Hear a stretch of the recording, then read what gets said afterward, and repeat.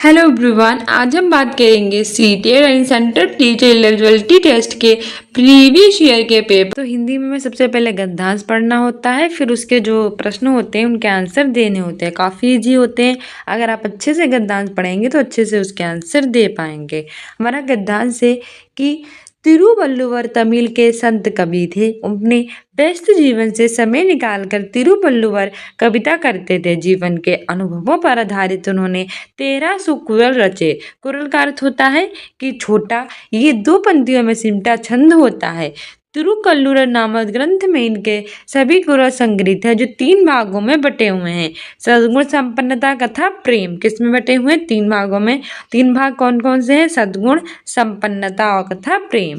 परंतु तिरुवल्लुवर के कुरालों में सामाजिक कुरीतियों तथा मानव स्वभाव की अनेक दुर्बलताओं का भी वर्णन आता है। लेकिन हम किसका वर्णन देखते हैं इसमें? दुर्बलताओं का और मानव स्वभाव की। ठीक है।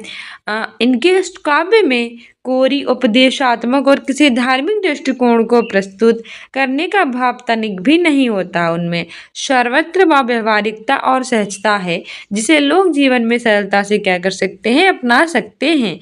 तिरुवल्लुवर को तमिल भाषा का वेद भी कहते हैं। तिरुवल्लुवर को क्या कहते हैं? तमिल भाषा का वेद। तो इसमें से हमें क्वेश्चंस के आंसर बता रहे हैं गद्यांश में से। पहला है कि कुरल से तात्पर्य क्या है? ऑप्शन ए है महाकाव्यात्मक ग्रंथ, यानी महाकाव्य का ग्रंथ। ऑप्शन बी है 2 पंक्तियों का छंद। ऑप्शन सी है 3 पंक्तियों का छंद और ऑप्शन डी है छोटा काव्यात्मक ग्रंथ। सही आंसर हो जाएगा इसमें से हमारा ऑप्शन। उसमें हमारा गद्यांश में पढ़कर आंसर दीजिए। इसमें देखो लिखा हुआ है, देखो कोई है कुरल का अर्थ ही है छोटा और 2 पंक्तियों में सिमटा छंद। और ये पता है कुरल का अर्थ क्या है, तो आपको गद्यांश में से निकालना है। तो देखो 2 पंक्तियों का छंद था। ठीक है, तो ऑप्शन बी से हो जाएगा कि कुरल से तात्पर्य है 2 पंक्तियों का छंद। हमारे एक्सप्लेनेशंस भी कह रही है कि कुरल से तात्पर्य है 2 पंक्तियों का छंद, क्योंकि तिरुवल्लुवर ने जीवन के अनुभवों पर आधारित 1300 कुरल क्या किए हैं? रचे हैं। और कुरल का अर्थ होता है छोटा और या 2 पंक्तियों में सिमटा हुआ छंद। नेक्स्ट क्वेश्चन क्या है कि तिरुवल्लुवर ने कितने कुरल की रचना की? ऑप्शन ए है 1220, ऑप्शन बी है 1330, ऑप्शन डी है 1200, ऑप्शन डी है 1300। तो सही आंसर हो जाएगा। देखो इसमें से हमें बताना पड़ेगा कि तिरुवल्लुवर में कितने कुरल की रचना की गई है। तो बताया गया होगा कि तिरुवल्लुवर में कितने रचना की गई है। देखो ये क्या गया है, तमिल संत कवि थे। उन्होंने क्या किया था? उन्होंने कितने रचना की थी? 1300। ठीक है, हमसे पूछा भी गया था कि कितने में रचना की गई? 1300 कुरल रचे थे। देख लीजिए 1300 अगर ऑप्शन में होगा 1300 आपके बिल्कुल सही हो जाएगा। देखो ये है 1300। तो तिरुवल्लुवरम ने कितने कुरल की रचना की? तो ऑप्शन डी हो जाएगा सही, 1300। ठीक है, बहुत ईजी होता है। आपको बस गद्यांश में से निकालने होते हैं, आंसर आप निकालना सीख जाएंगे। बहुत ईजी है। ठीक है, थर्ड क्वेश्चन कह रहा है कि देखो सही है कि तिरुवल्लुवर में 1300 कुरल की रचना की गई है। थर्ड है कि तिरुकुल्लर क्या है? ऑप्शन ए है कि तिरुवल्लुवर का उपनाम है, ऑप्शन बी है कुरल का संग्रह ग्रंथ है, ऑप्शन सी है कि कुरल का अनुवाद ग्रंथ है और ऑप्शन डी हमारा क्या है कि सद्गुणों का ग्रंथ है, यानी कि सद्गुणों का संग्रह है। तो सही आंसर हो जाएगा इसमें से हमारा ऑप्शन। पहले अपने गद्यांश में से देख लेते हैं क्या अर्थ था। देखो ये है कि कुरल का अर्थ होता है छोटा और समटा हुआ छंद, और तिरुकुल्लुर नामक ग्रंथ में इनके कुरल संग्रहित होते हैं। किसमें होता है? तिरुकुल्लुर नामक ग्रंथ में। ठीक है, और हमने हमारे ऑप्शंस भी यही थे कि क्या था। तो देखो ये है, ये था कुरल का संग्रह ग्रंथ। ठीक है, तो तिरुकुल्लुर क्या है? कुरल का संग्रह ग्रंथ है। ऑप्शन भी सही हो जाएगा। हमारे एक्सप्लेनेशन भी कह रही है कि जो तिरुकुल्लुर है ये कुरल का संग्रह ग्रंथ है, जो कि कितने भागों में बटा हुआ है? ये भागों में बटा हुआ है टोटल 3। ठीक है, कौन कौन से? सद्गुण, संपन्नता और प्रेम। नेक्स्ट क्वेश्चन कह रहा है कि तिरुवल्लुवर के कुरल में किन विषयों को शामिल किया गया है? ऑप्शन ए है सामाजिक कुरीतियां तथा मानव दुर्बलताएं, ऑप्शन बी है सामाजिक कुरीतियां तथा सहजता, ऑप्शन सी है मानव दुर्बलताएं और सरलता, ऑप्शन डी है सरलता और उपदेशात्मक। सही आंसर हो जाएगा इसमें से हमारा ऑप्शन। पहले हम गद्यांश में देखेंगे, फिर हम आंसर बताएंगे। देखो ये कहाँ ये है। देखो तिरुवल्लुवर के कुरालों में समाज की कुरीतियां और मानव स्वभाव की दुर्बलताओं का भी वर्णन मिलता है। तो समाज की कुरीतियां और क्या था हमारा, मानव की दुर्बलताएं। तो कौन से ऑप्शन में, ऑप्शन ए में ही है कि तिरुवल्लुवर में कुरल में किन विषयों को शामिल किया गया है। तो समाज की जो कितनी भी कुरीतियां थी, समाज में कई सारी कुरीतियां होती उनको, और मानव की जो दुर्बलताएं थी उनको। ठीक है, तो समाज की कुरीतियां और मानव दुर्बलताओं के विषयों को शामिल किया गया है। ये तुम्हारा ऑप्शन ए सही हो जाएगा। मेरे एक्सप्लेनेशंस भी कह रही है कि तिरुवल्लुवर के कुराल में सामाजिक कुरीतियां और मानव की दुर्बलताओं को शामिल किया गया है। तिरुवल्लुवर तमिल के संत कवि थे। अपने व्यस्त जीवन से समय निकालकर तिरुवल्लुवर कविता क्या करते थे। नेक्स्ट क्वेश्चन कह रहा है कि तिरुकुरल में देश शामिल नहीं है। ऑप्शन ए है सामाजिक कुरीतियां यानी समाज की कुरीतियां, ऑप्शन बी है धार्मिक दृष्टिकोण, ऑप्शन सी है लोक जीवन, और ऑप्शन डी है मानवीय दुर्बलताएं। तो बताइए तिरुकुरल में क्या शामिल नहीं है। तो हम अपने गद्यांश में देखकर आपको बताएंगे कि तिरुकुरल था जो उसमें क्या शामिल नहीं था। देखो इसमें क्या क्या शामिल था। इसमें हमारे 3 भागों में बटा हुआ था। सद्गुण, संपन्नता और प्रेम, इनके समाज की कुरीतियां दुर्बलताओं का वर्णन किया गया था। देखो ये है, इसको हमने 3 भागों में बांटा था। इसमें समाज की कुरीतियां, मानव स्वभाव की दुर्बलताएं वगैरह शामिल थी। लेकिन इसे हमसे पूछा था क्या शामिल नहीं है। तो समाज की कुरीतियां, मानव की दुर्बलताएं, लोक जीवन तो शामिल था, लेकिन धार्मिक दृष्टिकोण ये शामिल नहीं था। तो ऑप्शन बी ही सही हो जाएगा कि तिरुकुरल में धार्मिक दृष्टिकोण शामिल नहीं है। हमारा एक्सप्लेनेशन भी कह रही है कि तिरुकुरल में धार्मिक दृष्टिकोण शामिल नहीं है, जबकि समाज की कुरीतियां, लोक जीवन, मानव की दुर्बलताएं शामिल है। ठीक है, क्वेश्चन कह रहा है कि तिरुवल्लुवर की कविता का विषय और उद्देश्य क्या है। यानी कि जो तिरुवल्लुवर की कविता है उस कविता का उद्देश्य और विषय क्या है, ये पूछा गया है। ऑप्शन ए है कि धर्मों की स्थापना करना, ऑप्शन बी है उपदेशात्मकता का प्रसार करना, ऑप्शन सी है जो कुरीतियां हैं उनको दूर करना, और ऑप्शन डी है धार्मिक अनुभवों को सिद्ध करना। सी आंसर हो जाएगा इसमें से हमारा ऑप्शन कुरीतियों को दूर करना। जो तिरुवल्लुवर है उसकी कविता का विषय और उद्देश्य होता है कि जो भी कुरीतियां होती हैं उनको दूर करना। ठीक है, हमारा एक्सप्लेनेशन भी कह रही है कि हमारी गद्यांश में दी गई थी कि जो तिरुवल्लुवर है उसकी कविता का विषय और उद्देश्य कुरीतियों को दूर करना है। कुरलों में सामाजिक कुरीतियों तथा मानव स्वभाव की अनेक दुर्बलताओं का भी वर्णन है। इनके काव्य में कोरी उपदेशात्मक और किसी धार्मिक दृष्टिकोण को प्रस्तुत करने का भाव जो है वो तनिक भी नहीं है। तनिक मतलब जरा सा भी नहीं है। नेक्स्ट क्वेश्चन क्या है कि तिरुकुरल को तमिल भाषा का देश कहा जाता था। हमने देखा था कि हमारे गद्यांश में कहा गया था, जो माना क्या जाता था उसको तमिल भाषा का। ऑप्शन ए है छंद, ऑप्शन बी है वेद, ऑप्शन सी है महाकाव्य, ऑप्शन डी है कुरल। सही आंसर हो जाएगा ऑप्शन बी वेद। जो तिरुकुरल था उसको तमिल भाषा का वेद है वो कहा जाता था। ठीक है, हमारी एक्सप्लेनेशंस भी कह रही है कि तिरुकुरल को तमिल भाषा का हम वेद कहते थे और उसके ग्रंथ के रचनाकार कौन थे, तिरुवल्लुवर थे। नेक्स्ट क्वेश्चन क्या है कि तिरुवल्लुवर की कविता की विशेषता क्या होती है।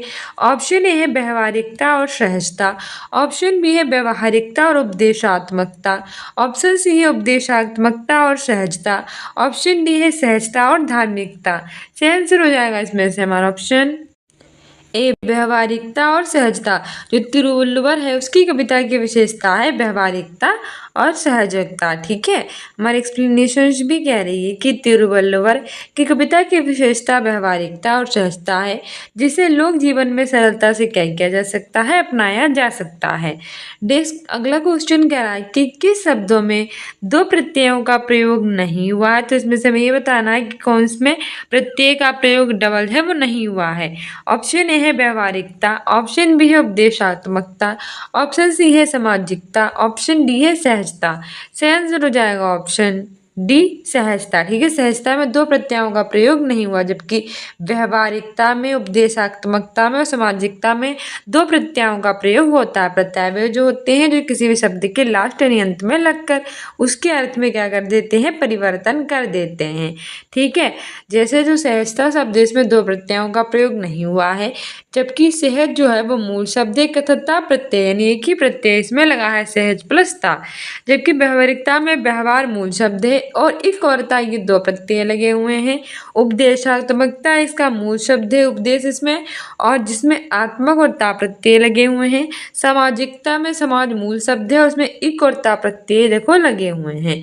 इसमें आप कैसे भी क्वेश्चन पूछ लेता है कि किसमें कितने प्रत्यय लगे हों, तो याद रखना कि जो सहजता है उसमें दो प्रत्ययों का प्रयोग नहीं है, जिसमें ये जो सहज है ये एक मूल शब्द है और ता इसका प्रत्यय है। उसमें व्यावहारिकता में जो व्यवहार है ये मूल शब्द है और इक और ता जो है वो इसके प्रत्यय है। वही उपदेशात्मकता में उपदेश जो है वो मूल शब्द है, आत्मक और ता जो है उसका प्रत्यय है। वही सामाजिकता में समाज मूल शब्द है, इक और ता क्या है इसके प्रत्यय है। ठीक है, ये सब एग्जाम्स के लिए इंपॉर्टेंट है, याद रखना। नेक्स्ट हमारा काव्यांश दिया गया है, एक गद्यांश आता है और एक काव्यांश आता है, उसको हमें ध्यानपूर्वक पढ़ना है।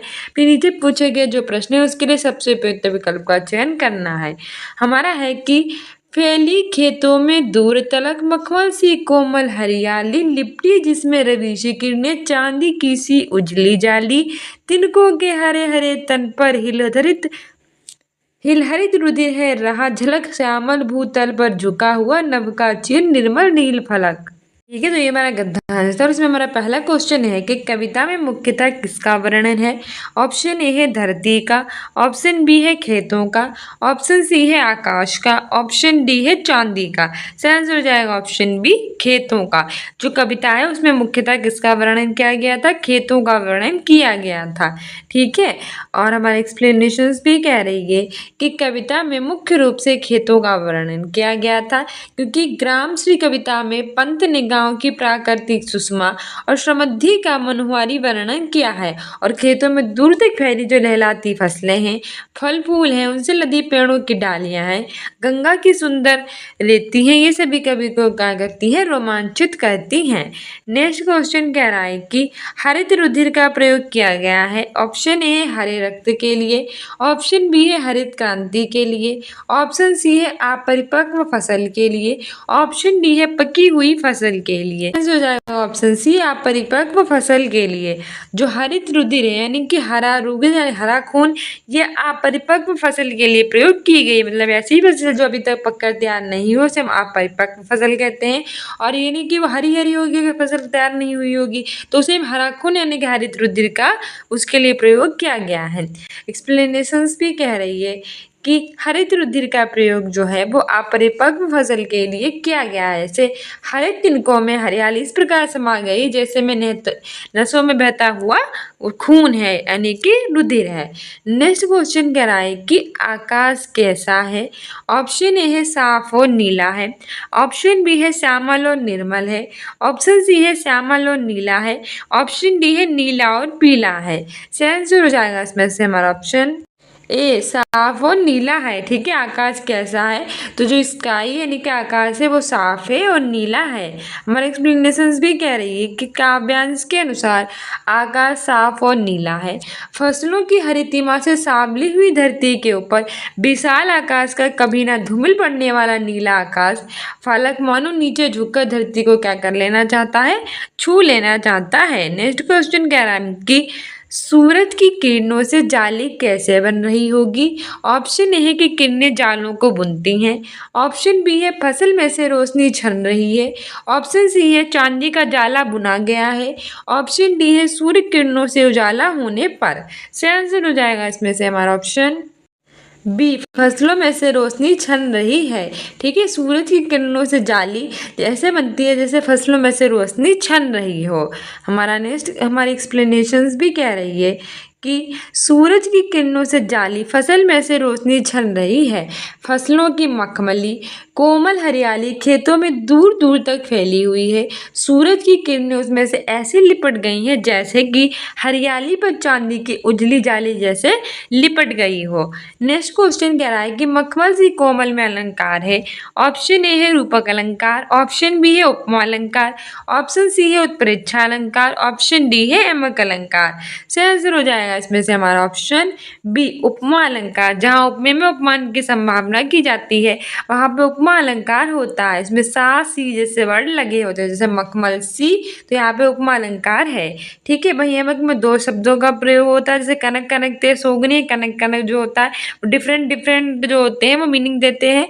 ठीक है, उत्प्रेक्षा अलंकार में जानो मानो जैसे प्रयोग किए जाते हैं शब्द, लेकिन इसमें सी लगाया गया है यानी कि उपमानी, जहाँ पर उपमेय के उपमान से जो है वो संभावना की जा रही है। हमारा एक्सप्लेनेशन भी कह रही है कि मखमल सी कोमल में उपमा अलंकार है, क्योंकि किसी भी वस्तु की अगर हम उसकी किसी विशेष गुण क्रिया स्वभाव आदि की समानता के आधार पर किसी अन्य वस्तु से समानता को स्थापित करते हैं तो वहां पे उपमा अलंकार होता है। नेक्स्ट क्वेश्चन कह रहा है कि नव का पर्यायवाची शब्द नहीं है।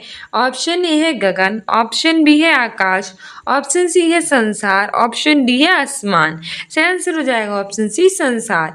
नभ, अंबर, गगन, आसमान यानी कि स्काई, ये सब इसके पर्यायवाची होते हैं। तो गगन है, आकाश है, आसमान है, नभ, अंबर है, ये सब है आकाश के। संसार यानी कि वर्ल्ड, जगत, विश्व, ये सब पर्यायवाची इसके नहीं है। ठीक है, हमारी एक्सप्लेनेशन भी कह रही है कि नभ के पर्यायवाची है गगन, आकाश, आसमान, नभ, अंबर, अब्र, जबकि संसार के पर्यायवाची है विश्व, जगत, जग, दुनिया, लोक, जहाज, जग इत्यादि। क्वेश्चन कह रहा है कि निम्नलिखित में से कौन सा प्रभावशाली तरीके से व्याकरण पढ़ाने के संदर्भ में सही नहीं है, यानी इनमें से वो कौन सा तरीका है जो बिल्कुल गलत है, नहीं पूछा है। देखो, ऑप्शन ए है कि उचित संप्रेषण द्वारा नियम को संप्रेषित करना, ऑप्शन बी है कि संदर्भ में व्याकरण के प्रासंगिक नियम को प्रस्तुत करना, ऑप्शन सी है कि वास्तविक जीवन से जुड़े जो संप्रेषण हैं उनके द्वारा अभ्यास के लिए नियम को बताना, और ऑप्शन डी है कि नियमों को याद करके अभ्यास यानी कि ड्रिल द्वारा व्याकरण सिखाना। सही आंसर हो जाएगा इसमें से हमारा ऑप्शन डी। इसने हमसे पूछा है कौन सा नहीं है, तो सबसे प्रभावशाली तरीका यही नहीं है कि व्याकरण को हम याद कराएं और नियमों को याद करा के व्याकरण उसको सिखाएं। ठीक है, ये गलत है। जबकि उचित संप्रेषण द्वारा नियम संप्रेषित करना बिल्कुल सही बात है। संदर्भ में व्याकरण के प्रासंगिक नियम प्रस्तुत करना ये भी सही है। वास्तविक जीवन से जुड़े जो संप्रेषण हैं उनके द्वारा अभ्यास के लिए नियम बताना ये भी सही है। ठीक है, तो मैं से नहीं पूछा था तो ऑप्शन डी ही सही हो जाएगा। हमारे एक्सप्लेनेशंस कह रही है कि नियमों को याद करके अभ्यास यानी कि ड्रिल के द्वारा व्याकरण सीखना ये प्रभावशाली तरीके से व्याकरण पढ़ाने के संदर्भ में सही नहीं है, यानी कि गलत है। उचित संप्रेषण द्वारा नियम को संप्रेषित करना, संदर्भ में व्याकरण के प्रासंगिक नियमों को प्रस्तुत करना, वास्तविक जीवन से जुड़े जो संप्रेषण हैं उसके द्वारा अभ्यास के लिए नियमों को बताना व्याकरण पढ़ाने के संदर्भ में बिल्कुल सही है। नेक्स्ट क्वेश्चन कह रहा है कि जब हम किसी विशिष्ट सूचना के लिए पाठ्य सामग्री पढ़ते हैं तब ये क्या कहलाता है। ऑप्शन ए है सरसरी तौर पर पठन, ऑप्शन बी है बारीकी से पठन, ऑप्शन सी है बहिर्वेशन एक्स्ट्रापोलेशन, ऑप्शन डी है विश्लेषण। सेंस हो जाएगा ऑप्शन बी बारीकी से पठन। जब हम किसी विशिष्ट सूचना के लिए पाठ्य सामग्री को पढ़ते हैं तब ये बारीकी से पठन कहलाता है। ठीक है, जबकि ऊपर ऊपर पढ़ लेंगे तो ये सरकारी तौर पर पठन होगा, लेकिन हमने विशिष्ट तौर पर पढ़ा है तो ये कैसा होगा, बारीकी से पठन। एक्सप्लेनेशंस भी कह रही है कि जब हम किसी विशिष्ट सूचना के लिए किसी भी पाठ्य सामग्री को पढ़ते हैं तो ये बारीकी से पठन कहलाता है। नेक्स्ट क्वेश्चन कह रहा है कि मुख्यतः हम मातृभाषा कैसे यानी कि कब वर्जित करते हैं। ऑप्शन ए है औपचारिक अधिगम की स्थितियों में, ऑप्शन बी है इसे बोलकर, ऑप्शन सी है इसे सुनकर, ऑप्शन डी है इसे लिखकर। से आंसर हो जाएगा हमारा आंसर हो जाएगा ऑप्शन सी इसे सुनकर। हम मुख्यतः जो अपनी मातृभाषा है वो सुनकर अर्जित करते हैं। ठीक है, जब हम सुनते हैं तो धीरे धीरे हम समझ में आ जाता है कि हमारी मातृभाषा है और हम उसे ना चाहकर भी बोलने लगते हैं। ठीक है, हमारे जीवन का एक अंग बन जाती है। एक्सप्लेनेशन से है कि मुख्यतः हम अपनी मातृभाषा को सुनकर यानी कि कोई भी बोलता है तो उसको हम सुनते हैं तब वर्जित कर लेते हैं, यानी कि उसे अपने अंदर ग्रहण कर लेते हैं। मातृभाषा भाषा का वे रूप होता है जिसे बालक सबसे पहले परिवार में रहकर सीखता है। अच्छा, मातृभाषा होती क्या है, एक ऐसी भाषा जो बालक अपने परिवार में रहकर सीखता है तो वही हमारी मातृभाषा कहलाती है। नेक्स्ट क्वेश्चन कह रहा है कि मतलब ये कह सकते हैं एक तरह से कि जिसको सीखने के लिए बहुत ज़्यादा जो है डिफ़िकल्टी फ़ील नहीं होती है, बहुत ज़्यादा हमें मेहनत नहीं करनी पड़ती है, वो हमारे परिवेश में रहकर हम उससे सीख जाते हैं अपने परिवार के माध्यम से, तो वही मातृभाषा कहलाती है। नेक्स्ट क्वेश्चन है कि व्याकरण सिखाने का कौन सा उपागम इस सिद्धांत को प्रोत्साहित करता है कि भाषा सीखना नियमों को सीखने से संबंधित है। ऑप्शन ए है निगमनात्मक, ऑप्शन बी है आगमनात्मक, ऑप्शन सी है संप्रेषणात्मक, ऑप्शन डी है व्याकरण अनुवाद।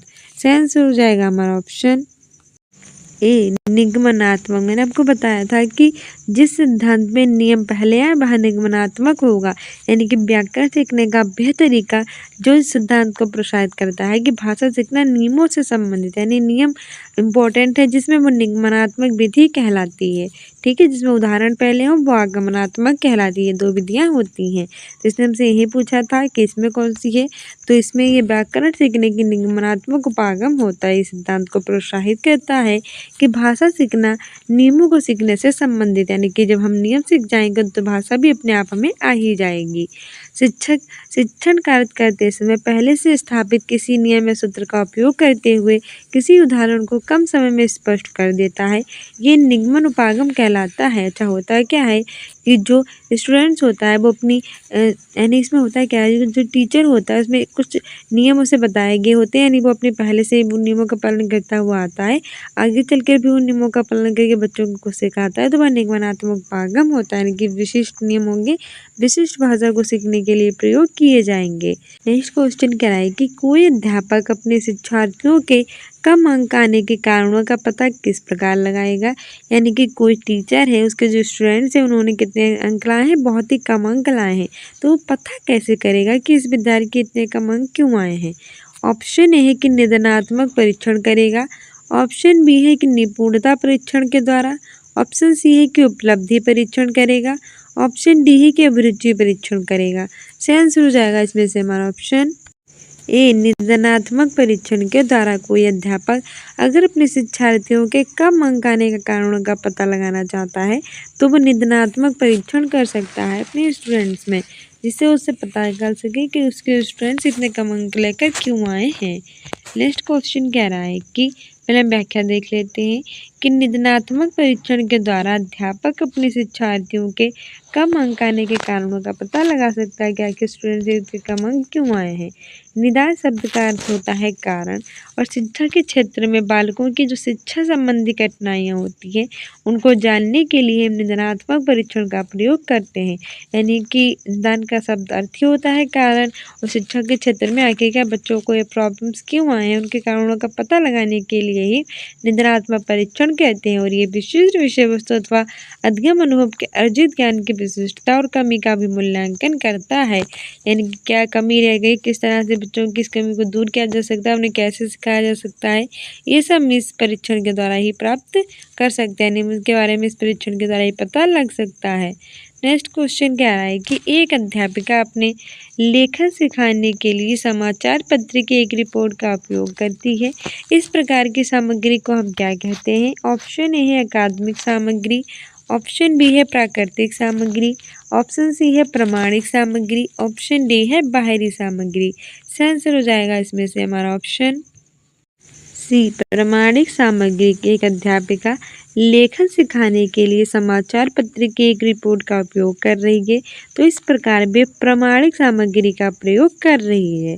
ठीक है, एक्सप्लेनेशन भी है कि जब एक अध्यापिका लेखन को सिखाने के लिए समाचार पत्र की एक रिपोर्ट का उपयोग करती है तो इस प्रकार की सामग्री को हम प्रामाणिक सामग्री कहते हैं। अच्छा, प्रामाणिक सामग्री होती क्या है, शिक्षण करने के लिए अधिक रचनात्मक दृष्टिकोण ये प्रदान करती है, इसके शिक्षार्थी की प्रेरणा पर कैसा असर पड़ता है, सकारात्मक, साथ ही प्रामाणिक सांस्कृतिक जानकारी और प्राकृतिक भाषा से भी कैसे होती है, रिलेटेड होती है। ठीक है, नेक्स्ट क्वेश्चन कह रहा है कि स्वर यानी कि शैली लहजा किसमें भिन्नता दर्शाता है।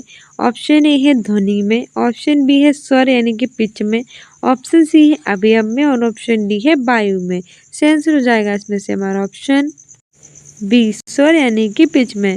स्वर शैली जो होती है, जो लहजा होता है, वो स्वर यानी पिच में क्या भिन्नता को होता है वो दर्शाता है। एक्सप्रेशंस भी कह रही है कि स्वर शैली लहजा स्तर पिच से भिन्नता को दर्शाता है। स्वर शैली होती क्या है? इसके अंतर्गत बोलने में आवाज़ का उतार चढ़ाव होता है और ये बोलते समय उच्चारण के अर्थ में भी बदलाव लाता है, श्रोता के अर्थ का एक विचार देता है। यानी कि जो स्वर शैली होती है वो बोलने जब हम कुछ बोलते हैं उसके आवाज़ में क्या देती है? उतार चढ़ाव को देती है। ये बोलते समय उच्चारण के अर्थ में भी बदलाव ला देती है, यानी डिफरेंट कर देती है बिल्कुल, और श्रोता एक विचार देती है। नेक्स्ट क्वेश्चन कह रहा है कि कक्षा में मातृभाषा का इस्तेमाल न करना किस विधि की चारित्रिक विशेषता है? ऑप्शन ए है प्रत्यक्ष, ऑप्शन बी है द्विभाषिकता, ऑप्शन सी है व्याकरण अनुवाद, ऑप्शन डी है कला समावेशित अधिगम। आंसर हो जाएगा ऑप्शन ए प्रत्यक्ष। कक्षा में यानी कि क्लासरूम में जब मदर लैंग्वेज है यानी कि मातृभाषा है उसका हम यूज़ करते हैं, इस्तेमाल करते हैं, तो हम प्रत्यक्ष चारित्रिक विशेषता होती है। ठीक है, किस विधि की होती है चारित्रिक विशेषता? प्रत्यक्ष। हमारी एक्सप्लेनेशन भी कह रही है कि कक्षा में मातृभाषा का इस्तेमाल न करना प्रत्यक्ष विधि की चारित्रिक विशेषता है। प्रत्यक्ष विधि में जो वस्तुएं होती है उसको प्रत्यक्ष रूप से दिखाना होता है। इस विधि में सुगम पद्धति अथवा प्राकृतिक विधि भी कहते हैं। और द्विभाषिकता में एक या एक से अधिक भाषा का ज्ञान होना चाहिए। द्विभाषिकता के लिए क्या होना चाहिए? द्विभाषिकता के लिए में एक या अधिक से बड़ी भाषा है उसका ज्ञान होना चाहिए। इस विधि में हम सुगम पद्धति अथवा प्राकृतिक विधि भी कहते हैं। नेक्स्ट क्वेश्चन कह रहा है कि निदानात्मक परीक्षण किनके लिए प्रयोग किए जाते हैं? ऑप्शन ए है उपचारात्मक योजना बनाने की दृष्टि से विद्यार्थियों की सीखने संबंधी कमियां जो होती हैं वो ढूंढने के लिए। ऑप्शन बी है किसी विशिष्ट कार्यक्रम के लिए अभ्यर्थी की उपयुक्तता का आकलन करने के लिए। ऑप्शन सी है काम यानी कि जॉब देने के लिए निपुणता संबंधी परीक्षण। और ऑप्शन डी है कि विद्यार्थियों की योग्यताओं को जानने के लिए। आंसर हो जाएगा इसमें से हमारा ऑप्शन ए की उपचारात्मक योजना बनाने की दृष्टि से विद्यार्थियों की सीखने संबंधी जो कमियां हैं उनको ढूंढने के लिए। तो निदानात्मक परीक्षण के लिए प्रयोग किए जाते हैं?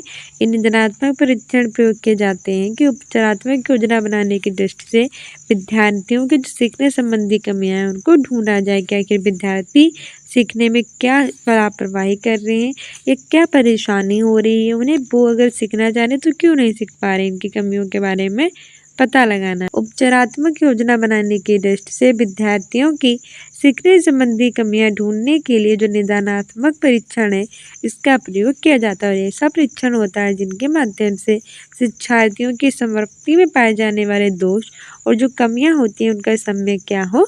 ज्ञान हो। ठीक है, उनके बारे में अच्छे से पता लगाया जा सके। नेक्स्ट क्वेश्चन कह रहा है कि मूल्यांकन के संदर्भ में कौन सा कथन सही नहीं है, यानी इसमें से वो कौन सा कथन है जो हम मूल्यांकन के बारे में हमारा सही नहीं है। ऑप्शन है कि जो मूल्यांकन है वो मापन की अधिक सारगर्भित सामग्री है। ऑप्शन बी है कि जो मूल्यांकन है वो मात्रात्मक और गुणात्मक दोनों ही प्रकार का होता है। ऑप्शन सी है कि जो मूल्यांकन है वो कुल शिक्षण अधिगम की प्रक्रिया के मापन से संबंधित है। और ऑप्शन डी है कि जो मूल्यांकन है वो विद्यार्थी को उसके मजबूत पक्ष और कमियों के बारे में भी प्रतिपुष्टि देने के लिए किया जाता है।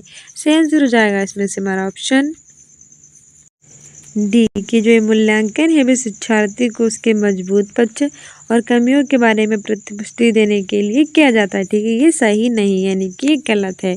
हमसे पूछा था कि कौन सा सही नहीं है, तो यही सही नहीं है, बाकी सारे सही है। कि मूल्यांकन मापन के अधिक सारगर्भित सामग्री है। मूल्यांकन मात्रात्मक और गुणात्मक दोनों प्रकार का होता है। और मूल्यांकन को शिक्षण अधिगम प्रक्रिया के मापन से संबंधित है। सभी सही है, लेकिन ये गलत है कि मूल्यांकन शिक्षार्थी को उसके मजबूत पक्ष कमियों के बारे में प्रतिपुष्टि देने के लिए किया जाता है। ठीक है, हमारी एक्सप्लेनेशन भी कह रही है कि मूल्यांकन शिक्षार्थी को उसके मजबूत पक्ष और कमियों के बारे में प्रतिपुष्टि देने के लिए करते हैं। मूल्यांकन के संदर्भ में ये वाला कथन गलत है। मूल्यांकन मापन के अधिक सारगर्भित सामग्री है। मूल्यांकन मात्रात्मक और गुणात्मक दोनों प्रकार का होता है तथा मूल्यांकन कुल शिक्षण अधिगम की प्रक्रिया के मापन से संबंधित है। ये सभी सही हैं। नेक्स्ट क्वेश्चन कह रहा है कि भाषा शिक्षण के रचनावादी उपागम में अध्यापक से क्या अपेक्षा की जाती है? ऑप्शन ए है कि शिक्षार्थियों को पहले से ही मौजूदा ज्ञान देना। ऑप्शन बी है अपनी पाठ्यचर्या सृजित करना। ऑप्शन सी है कि शिक्षार्थियों को अपनी पाठ्य पुस्तक बनाने के लिए कहना। और ऑप्शन डी है कि शिक्षार्थियों को ज्ञान के निर्माण में अपने अनुभवों का प्रयोग करने में मदद करना। सही आंसर हो जाएगा इसमें से हमारा ऑप्शन डी के शिक्षार्थियों को ज्ञान के निर्माण में अपने अनुभवों का प्रयोग करने में मदद करना। ये रचनावादी उपागम में अध्यापक से अपेक्षा की जाती है। ठीक है, हमारे एक्सप्लेनेशन भी कह रही है कि भाषा शिक्षण के रचनावादी उपागम से अध्यापक से विद्यार्थियों के ज्ञान के निर्माण में अपने अनुभवों का प्रयोग करने में मदद करने की अपेक्षा हमसे की जाती है। सीखने के लिए रचनावादी उपागम से पता चलता है कि बालक सक्रिय रूप से अपने ज्ञान का निर्माण कर रहा है और वास्तविक शिक्षार्थी के अनुभवों से कैसा हो रहा है, निर्धारित होता है। नेक्स्ट क्वेश्चन कह रहा है कि पूर्व पठन से जुड़े कार्य किस लिए होते हैं? ऑप्शन ए है कि शिक्षार्थियों के पठन कौशल का मूल्यांकन करने के लिए। ऑप्शन बी है कठिन शब्दों और वाक्यांशों का अर्थ बताने के लिए। ऑप्शन सी है कि मुख्य बिंदु को प्रस्तुत करने और शिक्षार्थियों को प्रोत्साहित करने के लिए। और ऑप्शन डी है कि पाठ्य सामग्री में प्रयुक्त व्याकरण बिंदुओं की व्याख्या करने के लिए। सही आंसर हो जाएगा इसमें से हमारा ऑप्शन सी के जो मुख्य बिंदु होते हैं उनको प्रस्तुत करने के लिए, शिक्षार्थियों को प्रोत्साहित करने के लिए जो पूर्व पठन है उससे जुड़े कार्य इसीलिए होते हैं। किस लिए होते हैं? कि मुख्य बिंदु को प्रस्तुत किया जा सके और शिक्षार्थियों को भी प्रोत्साहित किया जा सके। हमारा एक्सप्लेनेशन कह रही है कि पूर्व पठन से जुड़े कार्य मुख्य बिंदु को प्रस्तुत करने के लिए और जो शिक्षार्थी होते हैं उनको प्रोत्साहित करने के लिए किया जाता है। यह विशिष्ट रूप से उन छात्रों के लिए महत्वपूर्ण होता है जिसके घर की भाषा स्कूल की भाषा से कैसी होती है, अलग, यानी कि डिफरेंट होती है। नेक्स्ट क्वेश्चन कह रहा है कि निम्नलिखित में से किसके आधार पर संप्रेषण एक चक्रीय प्रक्रिया कहलाएगी? ऑप्शन ए है प्रेषक, ऑप्शन ए है बी है ग्रहण करने वाला, ऑप्शन सी है प्रतिपुष्टि, ऑप्शन डी है संदेश। सही आंसर हो जाएगा इसमें से हमारा ऑप्शन सी प्रतिपुष्टि। प्रतिपुष्टि के आधार पर जो संप्रेषण है वो चक्रीय प्रक्रिया कहलाएगी। एक्सप्लेनेशन भी कह रहा है कि प्रतिपुष्टि के आधार पर जो संप्रेषण है वो एक चक्रीय प्रक्रिया कहलाएगी। जब प्राप्तकर्ता संदेश को अच्छी तरह से जान लेगा तब भी अपनी प्रतिक्रिया व्यक्त करेगा और प्रतिक्रिया का स्वरूप प्रतिकूल या फिर अनुकूल भी होता है। इस प्रक्रिया को हम प्रतिपुष्टि कहते हैं। प्रेषक का अर्थ क्या होता है? भेजने वाला। संदेश का मतलब समाचार, खबर, सूचना, माध्यम इत्यादि होता है, ये सब भेजी जाती है। नेक्स्ट क्वेश्चन कह रहा है कि संख्या समझाने के लिए एक अध्यापिका पहले उदाहरण देगी, उसके बाद परिभाषा कहेगी, तो ये विधि क्या कहलाती है? ऑप्शन ए है आगमनात्मक विधि, ऑप्शन बी है निगमनात्मक विधि, ऑप्शन डी है फर्स्ट और सेकेंड दोनों, ऑप्शन डी है प्रत्यक्ष विधि। सही आंसर हो जाएगा ऑप्शन ए आगमनात्मक विधि। जिस विधि में पहले उदाहरण देते हैं उसके बाद परिभाषा बताते हैं तो वो आगमनात्मक विधि होता है। इसका उल्टा जब होता है तो वहाँ पर निगमनात्मक विधि होती है। ठीक है, हमारा एक्सप्लेनेशन भी कह रहा है कि आगमन विधि में पहले उदाहरण बताए जाते हैं, उसके बाद उसकी परिभाषा यानी कि एग्जाम्पल्स दिए जाते हैं। जहाँ जहाँ धुआं है वहाँ वहाँ आग है। इस विधि में परिभाषा के बाद जो है वो क्या बताया गया है? उदाहरण बताया गया है। नेक्स्ट क्वेश्चन कह रहा है कि जब एक अध्यापक भाषा पढ़ने के लिए विज्ञान और सामाजिक विज्ञान के पाठों का उपयोग करती है, ये उपागम क्या कहलाएगा? ऑप्शन ए है वस्तुनिष्ठ भाषा शिक्षण, ऑप्शन बी है बहुलवादी भाषा शिक्षण, ऑप्शन सी है अनुशासन विषय अनुसार भाषा शिक्षण, ऑप्शन डी है भाषा समुची पाठ्यक्रम में। सही आंसर हो जाएगा इसमें से हमारा ऑप्शन डी समुची भाषा पाठ्यक्रम में।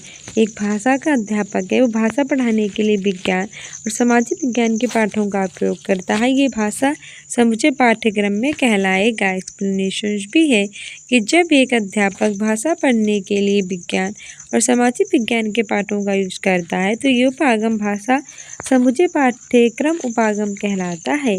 समग्र भाषा पद्धति बच्चों को भाषाई विकास की जो स्पष्ट समझ है उस पर भी बल देता है। सो स्टूडेंट्स, हमारा सीटेट का प्रीवियस ईयर का पेपर मिलते हैं इस वीडियो में। Thank you, bye, keep loving, keep watching, keep sharing.